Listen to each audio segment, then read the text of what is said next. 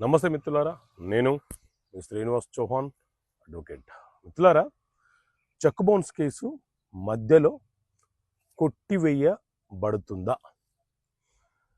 ఎవరైనా సరే ఒక వ్యక్తి మన మీద చెక్ బౌన్స్ కేసు ఫైల్ చేస్తే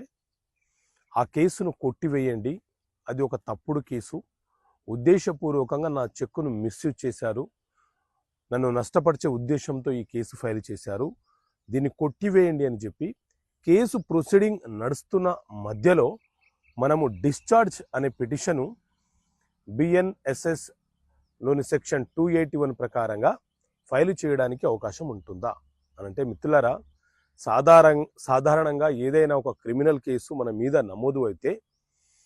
ఆ కేసులో నుంచి మనం బయటపడాలంటే, అందులో అంటే ఆ